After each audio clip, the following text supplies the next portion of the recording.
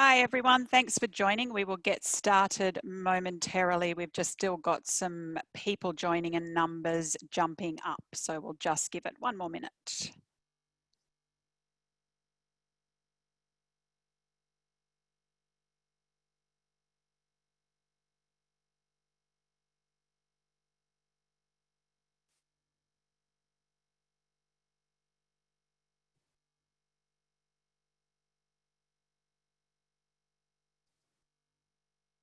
Good afternoon, everybody, and thank you so much for joining us this afternoon as we talk about how to navigate difficult conversations.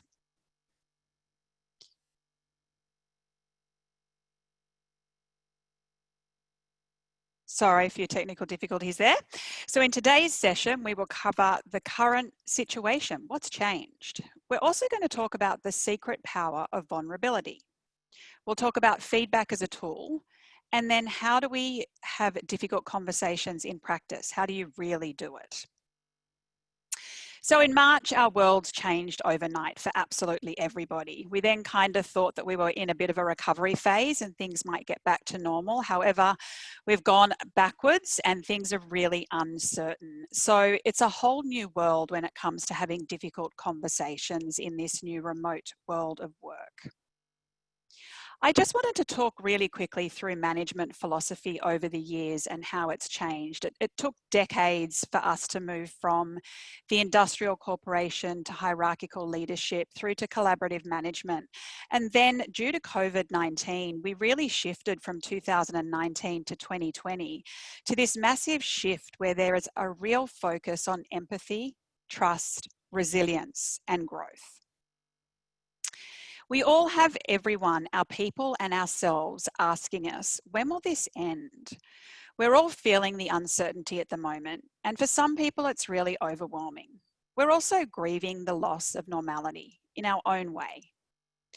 Any crisis reveals fault lines, be it in our work, our personal life, or it could be revealing the inequities between people, such as access to technology. And COVID really has revealed so many fault lines. We do want normal back, but we can't go back, and we don't know when normality will come back. So as leaders, managers, and even if you're someone wanting to talk to another peer, we need to learn how to operate in this world and have those difficult conversations. So let's first talk about vulnerability. Brene Brown, who's done well over 20 years of research into vulnerability, as well as correlating it to things like shame. She talks about vulnerability. It's not winning or losing. It's having the courage to show up and be seen when we have no control over the outcome. Vulnerability is not weakness. It's our greatest measure of courage. So what is vulnerability? It's the emotion we feel when we feel uncertain. It's when we feel we might be at risk. And it's also when we expose our own personal emotions. So an example might be saying, I love you first to somebody else. Now this makes you feel uncertain. You're certainly taking a risk and you are exposing yourself emotionally. We're also raised as humans to believe that vulnerability is a weakness. We're also raised to be brave. So step one in today's conversation is to learn to allow yourself to be seen, to be vulnerable. Why is vulnerability vital to difficult conversations? Vulnerability builds trust, and trust builds what we call psychological safety. So through being vulnerable as a leader or an employee, you're showing your true self and you are building trust, which allows you to show empathy during a difficult conversation. And how can you be vulnerable? You might ask yourself how you can show vulnerability. It might be that you share when you've received difficult feedback and you didn't react well early in your career. Or you could simply start a tough conversation by sharing the fact that you're feeling nervous about the feedback and the conversation that you're about to have. Again, Brené Brown, in Dare to Lead, throughout her research, she found that of the 10 behaviours and cultural issues that leaders identified as barriers to courage, there was one issue that leaders ranked as the greatest concern, and that was avoiding tough conversations, including giving honest, productive feedback. So let's talk about feedback. According to Marcus Buckingham, who's done a lot of research, the premise of feedback is to help people do better, to thrive and to excel. So what is feedback? It's about telling people what we think of their performance and how they could do it better, whether they're giving an effective presentation, leading a team, or creating a strategy. Why give feedback?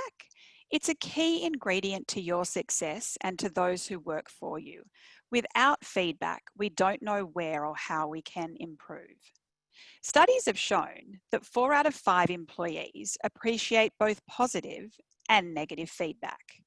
And 40% of respondents in the same survey that had little or no feedback identified themselves as being actively disengaged.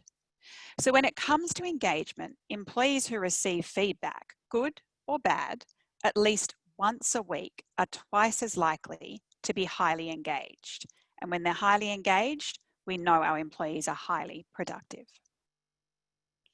Giving feedback can be a challenge to navigate. So look, the research doesn't lie. Feedback is king, in theory. In practice, it's not that easy. Social anxieties can make it difficult for managers and employees to give and receive feedback, specifically constructive feedback. As a manager, you can also worry that you might damage a relationship through giving difficult feedback. And feedback has gotten even harder now that we're working remotely, and it gets even more difficult when you're spread across different locations and time zones. How can you be honest in a courageous way? Now, keep in mind that shaming people is not helpful. So, for example, if someone's having a conversation and you were to say to them, "You are racist," that's shaming the person. Whereas you could say to them, which is more constructive, "This feels really bad to me." You're being very courageous in being honest, but that comment is not shaming the person. Now, when receiving feedback yourself, it can be hard. So tell yourself, "I'm not here to be right. I am here to get it right. What can you get out of the feedback?" By saying this to yourself, you're putting yourself in a position of listening and a responsive frame of mind rather than being in a defensive frame of mind. According to Patty McCord, who's famous for writing the culture deck from Netflix, the best feedback is in the moment. So telling a colleague right away or within 24 hours, because if you wait until your quarterly check-in, for example, you can't remember what happened in order to have a productive conversation about it. The art of giving feedback. Day-to-day feedback happens organically and happened more so when we were all in the office together. For example, Alex, I think you could improve your knowledge on this by speaking to Dave. More structured feedback that you want to give in real time and you can't directly talk to the person should still be given in person and then followed up in writing. Why? Because you have the ability to act on feedback immediately and give it to that person. And then by following up in writing, you're capturing it in a central place for the person and their manager. So we all know there are certain types of feedback that absolutely have to be given in a conversation. So in this world of remote work, don't hold back and wait for your weekly one-on-one. If you have honest feedback to give to someone, set up a quick video with them to give it to them that day or the next day. So this is a model for giving feedback, which is called SBI, and it's all about describing the situation, the behavior, and the impact. One of the things I love about this model is it really removes the personal nature of feedback and allows you to focus on the person's behavior as opposed to maybe attitude or something that you can't solidify. So to give you an example of a manager giving someone feedback, using the situation, behavior, an impact model might be, Alex, at the client meeting earlier today, you balanced sharing our ideas with hearing from them and asking for their feedback. The impact of this was that the client told me they thought we clearly understood their needs. Thank you. In the reverse situation, if you were giving negative feedback, again, you wanted to start with the situation, describe the person's behaviour, and then the impact that it has had so that they can understand. So Alex, when you presented your proposal to our client, you presented everything succinctly. However, I observed that you did not listen to the client when they interjected. You spoke over their comments and did not acknowledge their concerns. I observed our client shaking their head, illustrating their displeasure, meaning they did not walk away with a good experience, and we did not close the deal. So in that situation, you've told your employee the actual impact, and you've also described an observable behaviour that they can't really defend and that you can delve deeper into. If you're giving interpersonal or peer-to-peer feedback, which can also be a really tough conversation to have, this is a good model to apply. Again, think about the situation. How did the person or your peer or your teammate behave? And what was the impact? So Alex, at the team meeting today, when you discussed the project, you interrupted teammates as they shared their ideas. As a result, people stopped contributing as much. Team members felt disengaged. Did you notice this? Now, by asking that question at the end, you're really asking for your peers' buy-in. Did they observe that the team stopped contributing as much and that they were disengaged? And you're opening up a conversation, which is fantastic. You always, though, need to follow up with what you need or want from that conversation. So, Alex, I need you to wait and listen as team members give their ideas, and I want you to consider when to back down or drop an issue.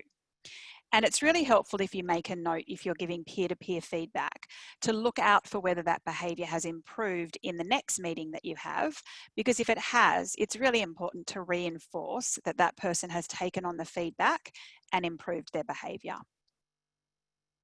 So in terms of preparing for your feedback, think about what your intention is. What does a successful outcome look like? And then go into that situation, behaviour, impact model.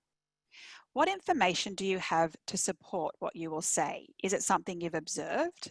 Did you get feedback from other team members that you can also rely on? If you're emotionally charged about the feedback, or you feel like it's going to be confrontational, how can you actually prepare for the conversation? What words can you use to start the feedback? And actually write it down so that you have it scripted. Think about how the person might react or respond. And how will you prepare for this? Will they be defensive? And assess, do I give the feedback verbally or through a feedback tool? For example, if it's a tough conversation, make sure you're using a video and a two-way communication tool. If it's something really quick, like recognition and giving great feedback, that's absolutely fine to use Slack or Teams or whatever messaging system you use to give the feedback. Difficult conversations in practice, not so easy.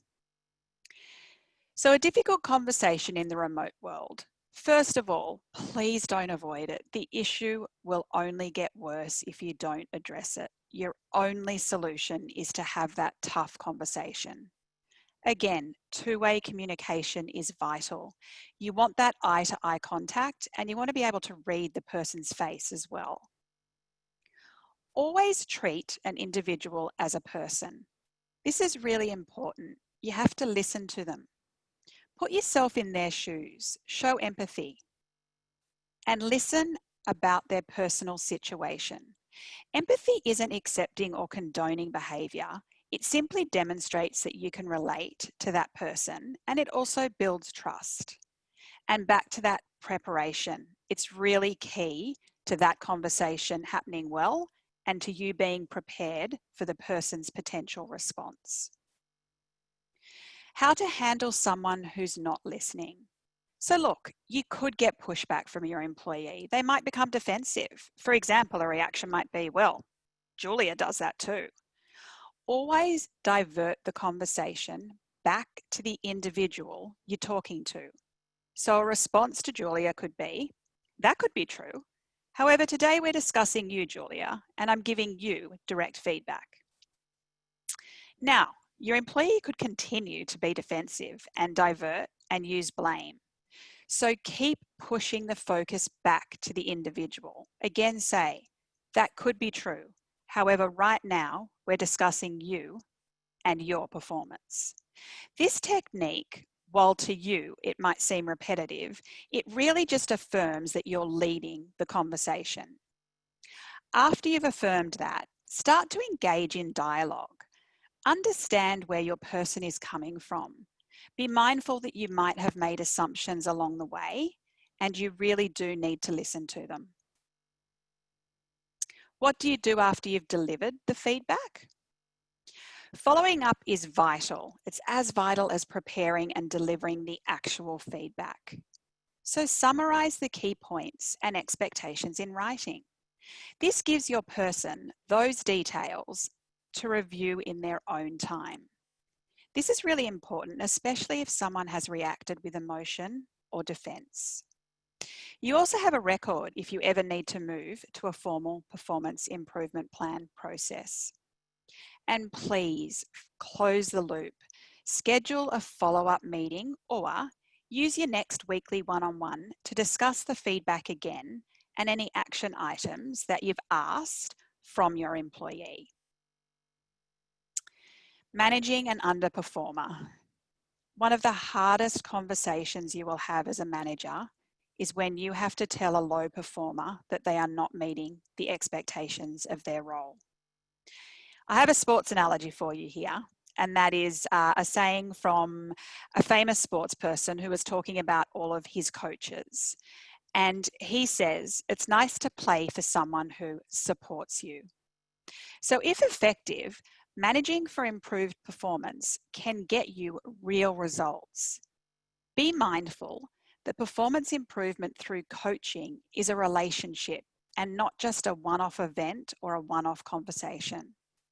You're there to give feedback, clarify goals, and reinforce when improvement occurs. So start with a conversation. If someone's not meeting the expectations of their role, it's your responsibility to tell them so that they are never surprised by the fact that they're not performing to the expected standards. Preparing for the conversation with a poor performer. My suggestions are that you sit down and write yourself an opening statement. It could be as simple as, Alex, your customer service satisfaction rates have dropped for 2 consecutive months. That way you're really putting it out there to the person and explaining that there's a problem. Then detail the impact of your team members' drop in performance. So Alex, I'm concerned about the impact on the overall team as well as on our customer experience. Now, you'll notice that the language that I've used there is not blaming, shaming, or assuming anything. It's simply stating the fact, which is a drop in customer service satisfaction, and then stating the impact. Then you go for open-ended questions. First of all, to see if your team member is in alignment. Do they agree? Have they noticed that the customer satisfaction rates have dropped? And is there a reason for it? They could be having problems or barriers with other teams. So then start to brainstorm on actions that can be taken by that person to improve their performance.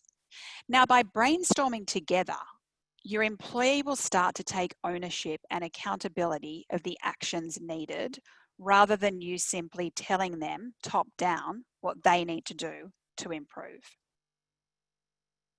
Formal performance improvement plans. Very unpleasant when you have to go down this path. So if your constructive feedback sessions do not result in improved performance, second chances matter, but so do boundaries. So in treating people with respect, we must be very clear to them about what is expected. Sometimes you will find this is the strong message that's needed to get someone back on track. They might not respond well to just conversations and feedback. Having it in writing really will hit home with them. For those of you that don't know what a formal performance improvement plan is, it's formal documentation of where your employees' performance or behaviours are not meeting expectations. It also outlines the areas of improvement in specific details. It also sets a time frame for those areas of improvement and the potential consequences, which could be termination of employment. A formal performance improvement plan should never surprise your employee, as you've been giving them verbal feedback along the way. So, how do you prepare for formal performance improvement plans, and how do you best deliver them? Always do it in private, and it's always really good if you give your employee a heads up that the meeting is actually going to be about their performance. Just give them that emotional space and time beforehand to know what they're walking into. Make sure you proofread your performance improvement plan, perhaps have your own manager or HR review it for you. Know that it's not final until you've had your employee sign it. Now, your employee doesn't need to agree with the performance improvement plan. They just need to sign it as acknowledgement that it's been given to them and acknowledgement of the consequences if they don't improve. If you're fortunate enough to have an employee assistance program, offer that service to your employee so that if they need emotional support, they have a professional that they can reach out to. If you don't have an EAP program, then offer them Beyond Blue or one of the wonderful services that we have here in Australia. Talking to someone outside family and work colleagues can be really helpful if someone doesn't take a performance improvement plan well. And knowing yourself, as hard as it is as a manager to put someone on a performance improvement plan, that you have done and that you are doing everything in your power to improve your person's performance and get them back on track. So by doing this, you're doing the right thing. How to be the bearer of bad news. In every HR professional's career, there will come a time where we have to deliver bad news. So here's some advice that I hope will help. Always try to be prepared. Consider building a clear procedure for potential bad news situations. For example, someone might start crying and get emotional on you. They might get defensive and blame other team members. Again, always divert that conversation back to the individual. Lead with empathy. Remember, empathy is not condoning poor performance. It means you're listening and being a good person. Explain things in simple terms and with facts. According to Brené Brenner, great quote, clear is kind, unclear is unkind. If you're not clear and succinct, you're actually not being kind to the person because you're not helping them improve. If you don't have that difficult conversation, again, you're being unkind because you're not helping that person improve. You're not telling them what you're observing and helping them get better at what they do. Acknowledge the other person's position and listen to what they have to say. Listen to the situation. Maybe there's something going on in their personal life. Maybe they are having barriers with other teams or team members that you can help with as a manager. And always close the loop. Follow up in writing. Remember, someone might be shocked to be hearing this bad news or difficult feedback, and so they need time to download it and read it in their own time, reflect on it, and come up with their own plan as to how they are going to improve. It also might mean they come back to you with questions or wanting some help on how they can improve and where they're really struggling. So takeaways and next steps. Again, I can't emphasize enough empathy and vulnerability when you're having tough conversations. Know the facts and stick to them. Remember the situation, behaviour, impact framework. It might take a bit of practice, but once you get there, you'll get there and you can teach it to your team as well. And they can use it on each other, which is always really fantastic. It's natural to feel emotional. It's natural to feel nervous. It's natural to feel anxious before having one of these conversations. So check in with yourself and others beforehand, during, and after a tense interaction. And also rely on your own EAP and your own manager should you need that additional support outside of other co-workers that you might have around you. So we will have some resources that will help you. We'll send out a copy of this slide deck. We'll send out a copy of our feedback tool to show you how it looks when we give feedback. Again, only give feedback in writing when you know that it doesn't need to be two-way communication.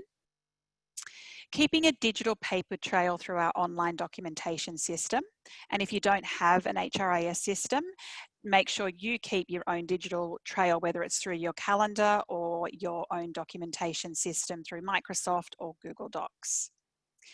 And we're also going to send out having a healthy workplace culture, 30 days to a better culture. So I'd love to take any questions. I might just stop sharing my screen so I can open the chat box. Okay, I'll do Q&A first. Okay.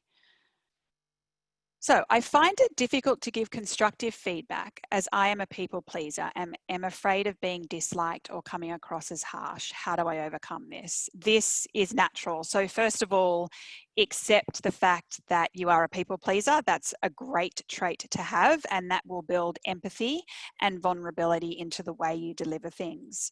The best way is through preparation. So script what you're going to say and be vulnerable to the person before you give the feedback. So say to them, "Hi Alex, today we're going to have a conversation. I'm feeling a bit nervous myself because what I'm going to tell you is constructive feedback.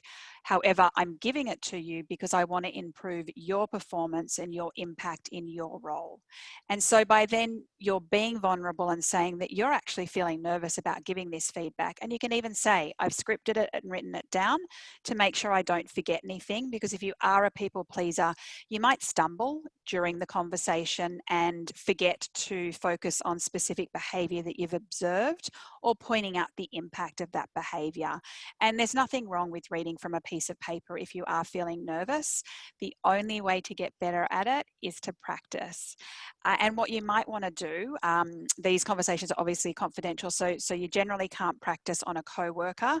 You might want to do a role play with your manager, or even do a role play with a partner at home, or a role play with a friend where you're actually having that conversation, and ask the person during the role play to be defensive as a response, to be emotional, so that you can practice how you are going to divert and refocus that conversation back to the constructive feedback that you're giving. Really great question, Sherry. Thank you. We have another question. We have a round of redundancies coming up and I can't stomach it. How can I go about this process in the best way possible?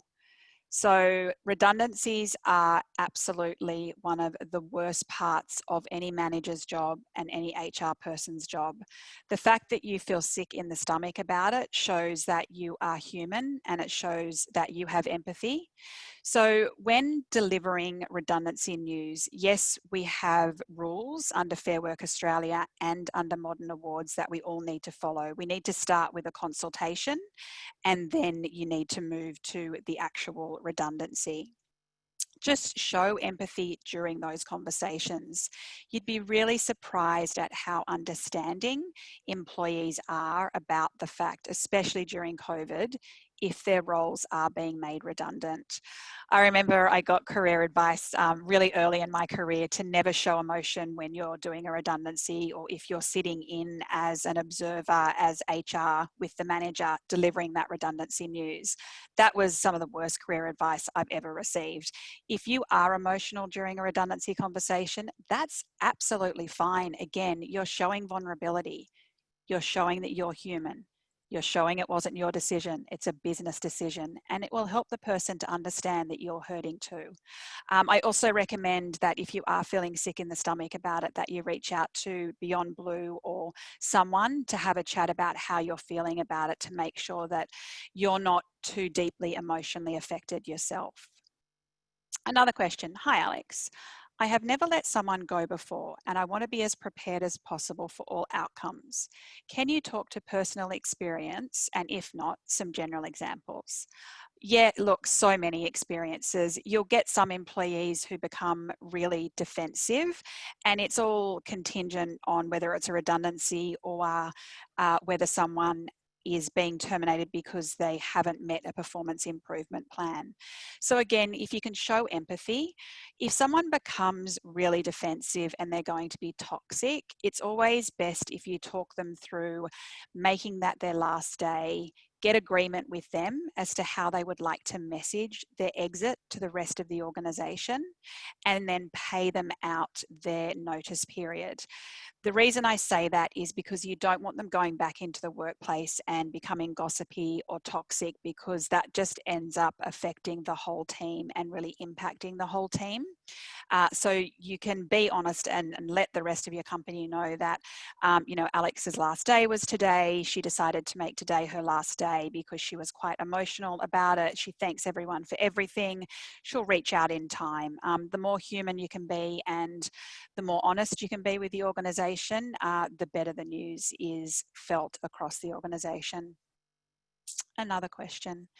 Any suggestions for broaching a bullying complaint when the alleged bully is not only likely but expected to burst into tears, act mortified, and then go on stress leave?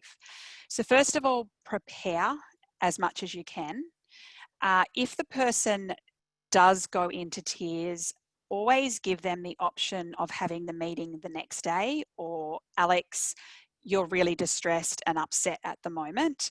Let's move this meeting to tomorrow when you're in a better state of mind and we can have the conversation.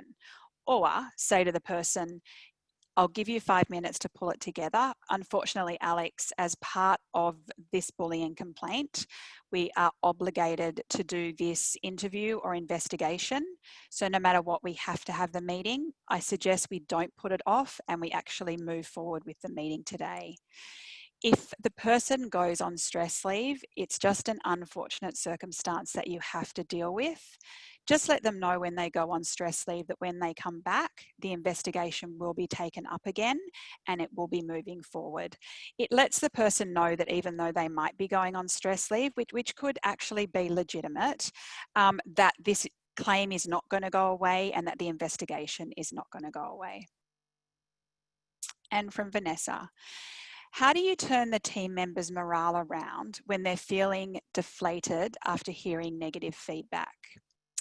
So you listen and you show empathy. Now, if you can be vulnerable, Vanessa, and give an example. So Alex, I understand that you're feeling really down about this feedback. Let me tell you about the first time I ever received negative feedback and how upset I was.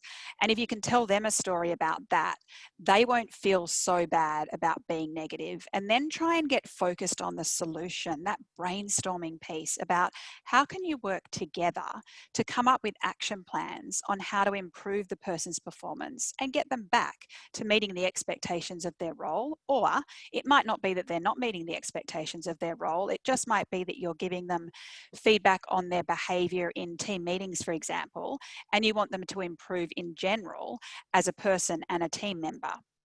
So again, say to them, acknowledge, I understand you're upset.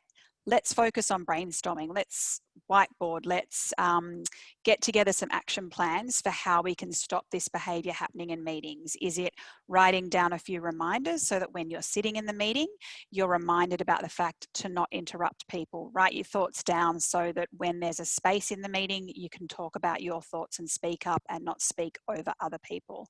So really try and focus them on solution mode and how they can turn things around so that they're not focused on the negative. And from Grace, I find it difficult to give feedback when the other person refuses to accept and defend and interrupt the conversation.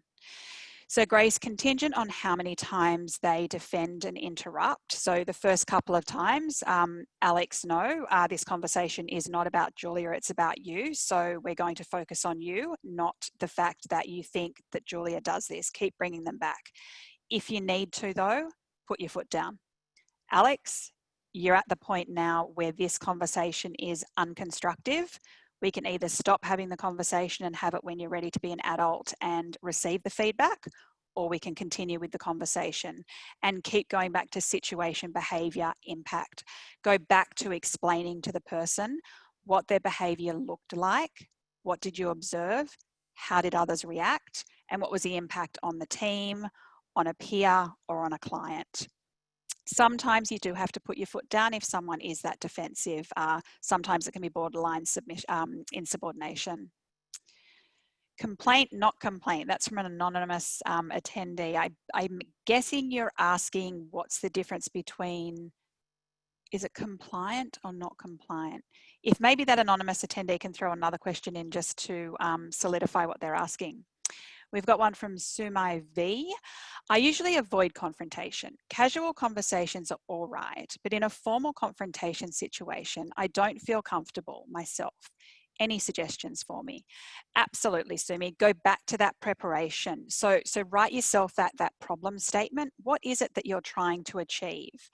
And let the person know that you're going to be giving them some constructive feedback.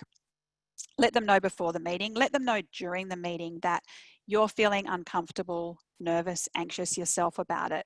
Try not to sit on the other side of a table of someone, or you might be doing it by a video now that we're remote. But the better you can be next to someone and looking them in the eye is a lot better. Let them know that you're going to read off a script because you're feeling anxious about it and you're not comfortable. And that way you're being vulnerable yourself and letting them know. Anonymous.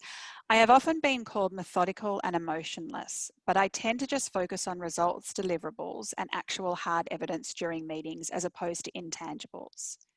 People mistake my responses as rude when in fact I want to solve problems and improve relations with clients. What are some things I can do long term to improve my empathy? That's a great question, and that is all about being vulnerable. So start your meeting with the fact that you've had this feedback. So hey team or teams or whoever you might be speaking to, I've had some feedback that I'm methodical and I seem emotionless. I want to take you all back to my motives and why I'm here and what I'm wanting to do. And what I'm wanting to do is improve our relationships with our clients. So I'm focused on the data and the intangibles. You're being vulnerable and letting people know why you're being so business focused, but also see if you can't get some 360 feedback about how you could perhaps improve your approach in meetings, or ask another manager or your manager to hold a focus group with your team to ask for some areas where you can improve as a manager to show more empathy and to show that you are more human. It's all about perception, right? So perception is reality until it's changed. So you need to change the perception of these people that think this way about you when you're not trying to be rude. So pointed out, I'm certainly not trying to be rude. I'm just someone that's focused on business results. And so that's why I may be being interpreted this way. And I look forward to working on areas where I can improve. And that might be as simple as starting a meeting in a more fun way rather than going straight to the business. A really great way to start a meeting is to start off with celebrations, and that can be a quick round the table, what's your celebration of the week, work-related celebration. However, it just lightens things up. If it's on a Monday, it might be what was the best thing you did on the weekend, and it just shows as well that you have a personal interest in those people in the room, which of course you do. The next question, how do you handle an aggressive person or one that issues you an ultimatum, e.g., you either let me go home early tomorrow or cough, cough, I think I'm feeling sick and won't be in at all. So if someone is aggressive, you can shut down a meeting. Alex, you're actually being aggressive and this is so unconstructive in terms of this meeting. We're going to finish the meeting today and I'm going to reschedule it for a couple of hours to give you some breathing time. If someone is saying they're feeling sick and they want to go home, let them go home because they're going to continue to not listen to what you're saying. Just say to them, I will be rescheduling the meeting. We will be having the meeting so that they're fully aware that that meeting is going to happen once they're back in the office. Hi, Alex. What if you need to have a difficult conversation with HR? Have it. Again, prepare for it. Make sure you prepare for it, situation, behaviour, impact, and hopefully they'll appreciate the feedback. If it's that you're making suggestions about more things they can do better on culture, for example, things that they can do for you or for your manager, have that conversation. Now, if it is a really, really tough conversation, then actually have it with the manager if you do feel that uncomfortable. And from Laura, We've had the situation a couple of times where we want to place someone on a performance plan, but then they take stress leave rather than signing the agreement. What can we do in this instance? So you actually say to the employee, you can't leave the room until you sign that you are agreeing to this document. You're not signing it by necessarily agreeing that your performance is not meeting these areas. You are signing it to say we've had this meeting, and you can actually have them write that on the piece of paper. I disagree with the above. However, I am agreeing that this meeting has occurred on whatever date, and then sign their name. So they're simply acknowledging that the meeting has occurred, even though they have the freedom to write that they disagree with it. They can disagree with it. You have the facts, you've written them down. So Laura, just have them write their little note on the agreement before they leave the room, so that if they do take stress leave or sick leave the next day, you've got that signed. Now, if you really think this is going to happen and the person is going to leave the room, then have a witness attend the meeting. Have someone from HR or another manager attend the meeting with you. If the person leaves and doesn't sign the agreement and goes on sick leave or stress leave, you can have that witness sign the agreement to verify that that meeting has occurred on that particular date. And Ivana, hi Alex, can the term of a PIP be reduced for part-time staff? E.g., if 12 weeks is a structured time, can we cut this time for a part-time employee safely? Is it hard to find a definitive? It's hard to find it is really hard to find a definitive answer, Avina. I'm not a lawyer, so I can't give you legal advice. However, I would recommend that you give Fair Work Australia a call and also look at their modern award. Whatever award they might fall under could be that you can cut it shorter. Make sure within the PIP, though, that you are really clear about the areas of performance that need to be met.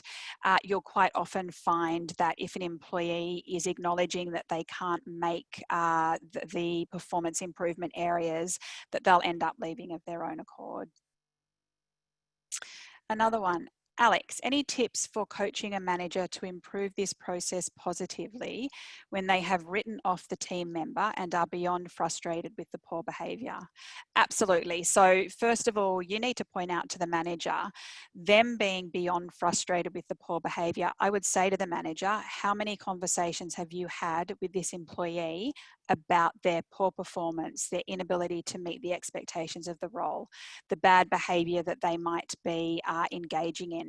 Now, if the manager says, I haven't actually addressed it, then you say to the manager, well, it's actually your accountability to be doing this. So we're in this situation because you as a manager haven't been brave enough to have these conversations. So let's improve your courage. Let's get you there as a manager to put this person on a PIP and to write it up and to make sure that we address the poor behaviour. Also let them know that this person deserves a second chance. If they haven't had their manager coaching them and helping them get better, this is going to be a surprise to them, and that's just not fair. That's not treating someone as a human. So point that out to the manager so that they get away from being beyond frustrated with poor behaviour, and they actually address that poor behaviour.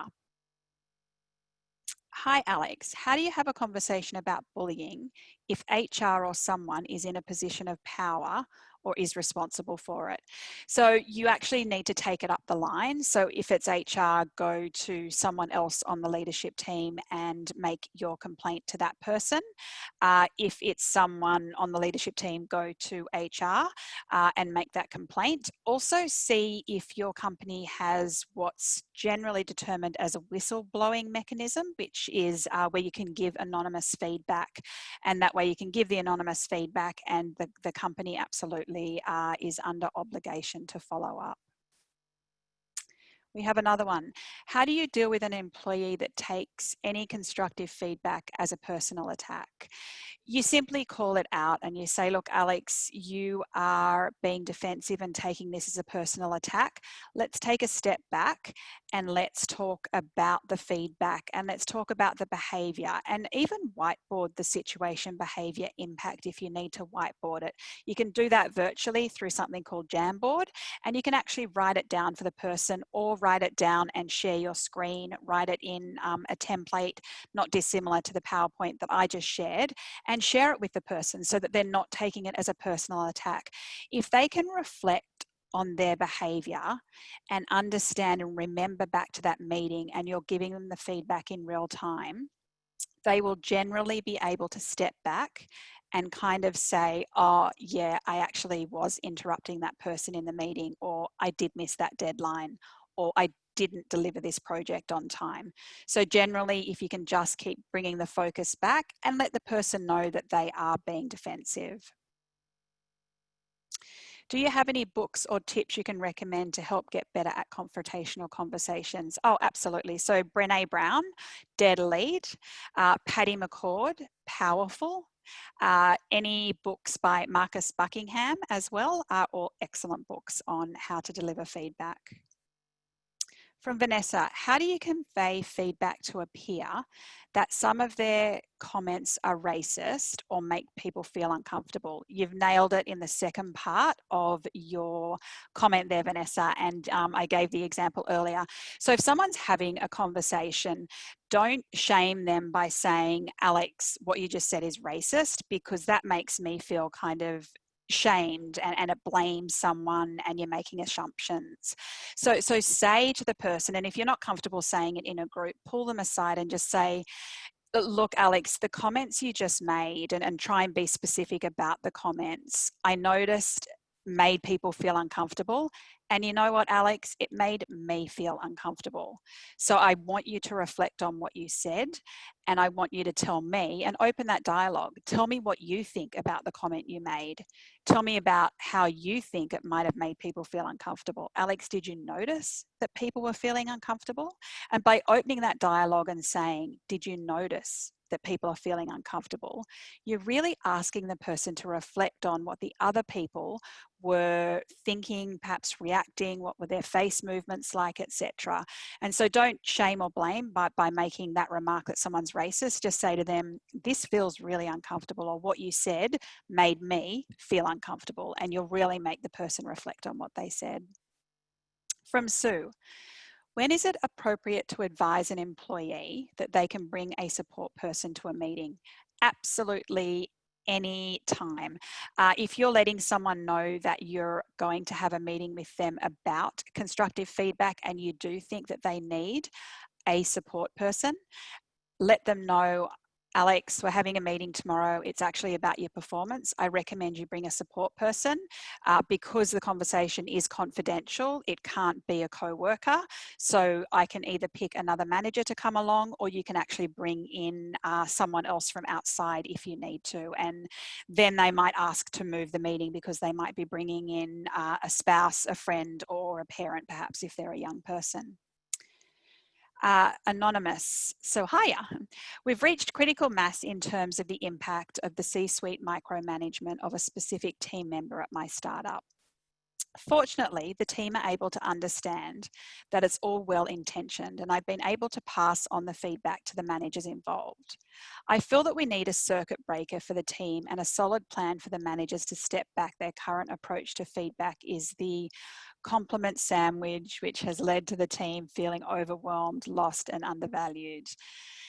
Any tips for encouraging self-awareness and well-intentioned micromanagers? Absolutely. So I would take some of the content of the deck that will get sent out of you from today's session, and I would add into there, and thank you so much for this, because I did completely forget to mention it, do not ever sandwich constructive feedback in with positive feedback. If you are going to give positive feedback, give it to the employee at the beginning of the meeting, but then say to them, that's the really good feedback. Now I'm going to move on to constructive feedback that we're going to talk about, that I feel a bit uncomfortable about giving to you, but I'm going to be giving it to you and following up in writing. So also make sure your managers follow up in writing on that constructive feedback and encourage them as much as you can to not be saying, Alex, you've just done so well this week at A, B, and C. However, you dropped the ball on this project. It really does make taking the constructive feedback really confusing for the person who is getting the feedback. And if you can give the C-suite or the managers those examples, it will be really helpful for them to understand, especially if you can try and put them in, you know, giving them an example of putting them in their shoes. That would be great. So that's all the questions. So I can give you back 10 minutes in your day. Thank you absolutely to everyone for joining us. I've really enjoyed the session and especially the engagement. Really, really fantastic questions. I hope that you've all found it helpful and that you find the resources that our amazing marketing team are going to send out helpful as well. Have a really good afternoon. Thanks, everybody. Bye.